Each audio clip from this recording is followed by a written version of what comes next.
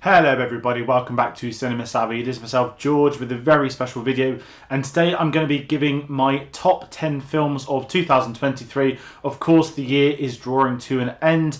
Everyone's cramming in the last couple of films they need to watch. I actually have a couple more I need to do, but I'm still going to do this top 10 video, and as well as this, there is also going to be a shortened version on our Instagram and on YouTube Shorts as we're trying to figure out if we can actually use these formats moving forward.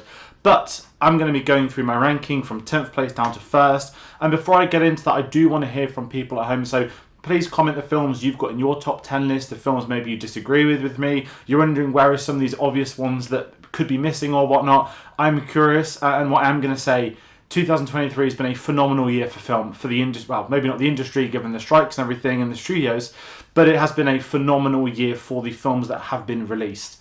Definitely the strongest year of the 20 so far, and one I'm excited to be going through. And I'm also going to add a lovely little disclaimer.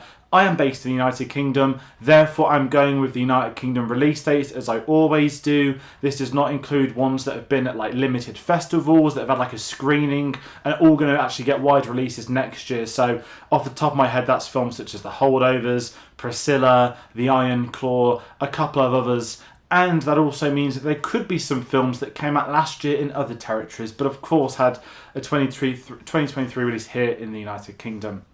Without further ado, let's get started. And in 10th place, I have Tar, of course starring Cate Blanchett, released at the start of the year. One of the best films of the year by not just a country mile, because this is 10th place on my list, but maybe it's a better film than what I am going to be placing it as, because I do these rankings in order of my preference, what I enjoy, combined of course with the film's quality and whatnot. And I had an absolute maybe not stupendous time with this, but it's a film that I couldn't stop thinking about for the weeks end that came by, and Cate Blanchett's performance is going to live long in the memory. And of the two films about composers this year, this is really the one I recommend people to be seeking to be able to watch. And of course you can pick this up in most home formats now. And swiftly moving on, in 9th place we have John Wick Chapter 4, one of the greatest action films ever made. Keanu Reeves coming back for the 4th time as John Wick. Now I was wondering, is this going to be too much? I wasn't the biggest fan of John Wick 3, but this film delivered. It's about 2 hours 40 minutes. It is essentially one humongous action set piece, and once again it is the best stakes possible. It is the best action. It is stuntsman. It's the coordination. It's even the cinematography, the laughter, the comedy that comes with these moments. It is without a doubt a perfect action film, and it's going to be one that people speak of for years to come. And if there is going to be a John Wick 5, I think the ending for this is perfect, but if a 5th one is anything like the 4th one, then it'd be foolish not to want to see that, wouldn't it? So 9th place, John Wick 4. 8th place, we have the creator. Absolutely adore this film. Gareth Edwards finally returning, his first film since Rogue One, the 4th film of his career, which is remarkable. When you actually think about the films he's already done, a Godzilla film, a Star Wars film, this, an original sci-fi concept done on a what would be considered a shoestring budget compared to some of the big films of this year, an $80 million budget, and it looks like a $200-300 million film. I absolutely love this. I had a whale of a time. I saw this twice at the cinema, both times in IMAX, and I just couldn't get over the combination of the visuals of the story, the familiarity with that sort of Asian war feeling that we've seen with classic Vietnamese films, but bringing in that modern sci-fi element, of course, raising the questions that we will have towards AI. Now, I know it's been a bit controversial with some people, this film, but for me, this is one I'm going to be picking up as soon as the 4K drops in January. And in 7th place, another older film maybe for some, I've got The Fabelmans, Steven Spielberg's latest film. So weird to say his latest film, of course, the Spielberg retrospective last year. I absolutely adore The Fabelmans, one of the best films, and it's not only a love letter to his family from himself, but to take a step back to look at Spielberg's career, to look at his films, and then we're seeing these snippets from his childhood that may have influenced the themes and the stories as the years gone by. It is an exceptional tale, and it's one that I think anybody could really resonate with, and I absolutely loved it. What an unbelievable film, and I wish it had a little bit more accolade if I'm being completely honest. But, of course, got 6th place as well. Spider-Man Across the Spider-Verse, again, I don't even know where to begin with this. You take the clock back 5 years, we just had the first Spider-Verse film come out. There was a second one in production that we were hearing about. There's going to be a third one. If it's to meet next year, I don't know if it's scheduled still. It's a very strange one. Of course, we have the strikes, a lot of reports and whatnot, but that doesn't take anything away from Across the Spider-Verse. One of the best films of the year. It's going to get accolade. I hope this gets a Best Picture nomination, if I'm being honest, at the Oscars. One of the best soundtracks. Once again, incredible writing, performances through voice work as well.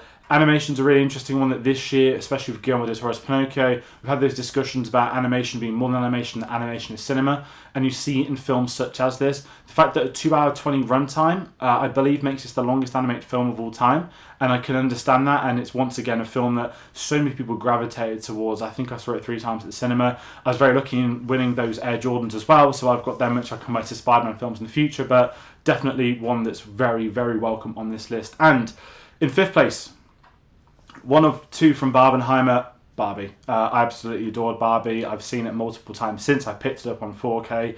I absolutely love the approach from Greta Gerwig to this film. The cast, the production design. This is a film people are going to be talking about for years. This is going to be a film that maybe even past years is going to be a generational film. Everyone's going to remember where they were when Barbenheimer happened. It became that much of a thing. And although I was a couple of weeks later seeing Barbie, it did not take anything away from going to that screening, even wearing a pink shirt, ending up with the Ken hoodie as well. I absolutely loved it. It's got an incredible soundtrack, but more importantly is the story, which one I find really interesting and quite eye-opening from a different gender's perspective, but I'm also going to shout out Ryan Gosling, one of my favourite performances of the year. We all just love Ryan Gosling, don't we? But moving on from Barbie, 4th place, the most recent one I didn't even know was going to be filmed until a few months ago. We have, of course, Godzilla -1. I don't even know where to begin with this. I'm pre-recording this the day before this video goes up. This is going to be my last film in the cinemas tomorrow. There's 4DX screenings, fine. If anyone saw our review, I was moaning that there's no 4DX screenings in the UK. The 4DX screenings have now started. That's my New Year's Eve Godzilla -1. An unbelievable film. Finally bringing Godzilla back to his roots as a villain, but bringing in not only an interesting human cast, human stories, characters, the location, the setting, 1940s post-war Japan when it was rebuilding, the country was rebuilding, not just the cities, and to bring in a threat such as Godzilla to unite the people in a much divided country, I think is one of the most beautiful stories of the year, if I'm being really honest. And I might be saying that sentence again because in 3rd place, I have Past Lives. This is the film that I was really looking forward to seeing. The first trailer I saw for this was Oppenheimer. The 3rd time I watched it, so it was a normal cinema, and my friend turned to me and was like, this is going to be a tearjerker. I knew nothing about the film. I'd seen the trailer. I hadn't seen much else, and I was very late to watching this film. I actually saw this film the same day I saw Napoleon, and I cried watching it. I'm not afraid to admit that. The story's gorgeous. The performances I can't stop thinking about, and as the weeks have gone by, I know I said this earlier, but I do keep thinking about this film. When I watched it, maybe this was like towards the end of my top 10, but the more I think about this film, the higher it climbs, and maybe in the next couple of years this could climb a little bit further. But I do think for a first-time directorial debut, it's unbelievable work, semi-autobiographical as well. It's one I really recommend people to see, really honestly. I've not seen a film like this, if I'm honest. It was really fascinating insight into foreign cultures, immigration, and a few other things. So that's one you just have to see, Past Lives. And in 2nd place, we have Killers of the Flower Moon. Of course, Martin Scorsese returned this year. Leonardo DiCaprio, Robert De Niro, Jesse Plemons, Lily Gladstone. One of the best cast of the year. Brendan Fraser popped up as well. And waiting to see this, even at a drama and an IMAX, I knew it was going to be a good film.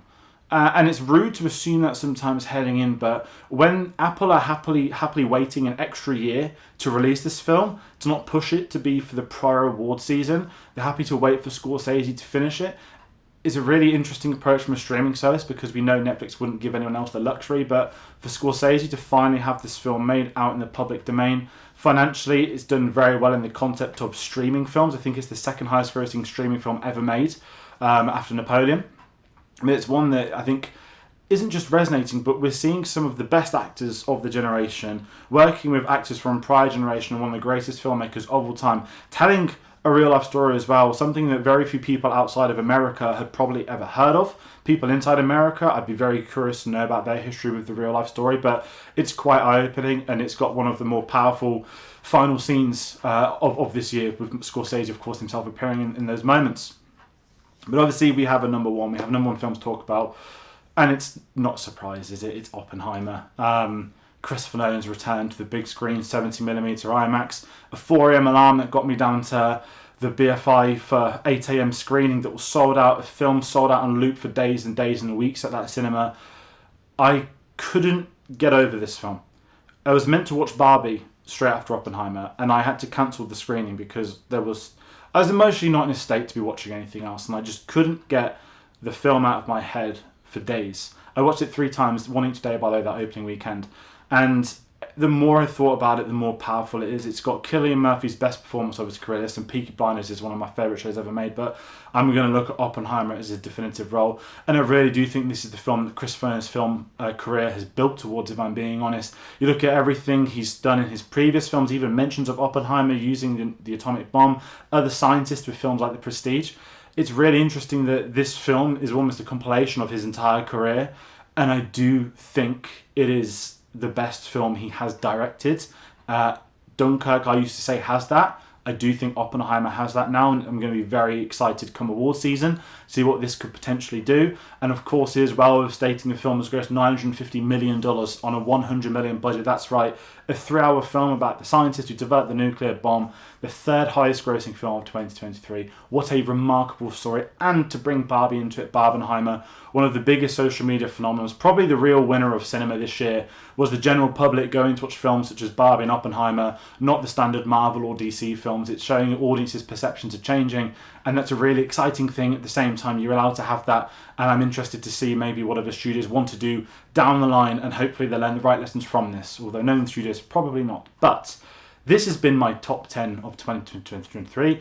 I hope you've all enjoyed it. I'm sure some of you disagree with some of them. I'm sure you might be wondering, where is this? Where is that? I'm not doing honourable mentions. There are a couple of films I know I haven't seen. Let Me In's a big one. Anatomy of a Fall I've not been able to get a copy of or been able to see in cinemas. So there are some big ones missing. But it does feel like very set in stone. I've seen almost everything I wanted to watch this year. I'm very, very excited about next year. I mentioned Iron Claw earlier. February cannot roll around any sooner. I cannot wait to see that film. It's one of my most anticipated films of next year. But in the meantime, this will do for 2023. Once again, thank you all for your support over the year, for sharing our videos, for subscribing, for watching our stuff, for commenting, letting us know your thoughts. It really does mean a lot. Without you guys doing this, we're unable to continue doing these sorts of things. We're unable to go to these screens to watch films early. And I do hope that people like that we do get that we can report on films so you get the choice to watch them or not. It's a really interesting psychology given how this channel started 8 years ago. So once again, a massive, massive thank you to every single person watching at home. And that is going to do it for me from this year. So take care. I hope you had a lovely Christmas, and I hope you have a nice New Year too. See you on the next one.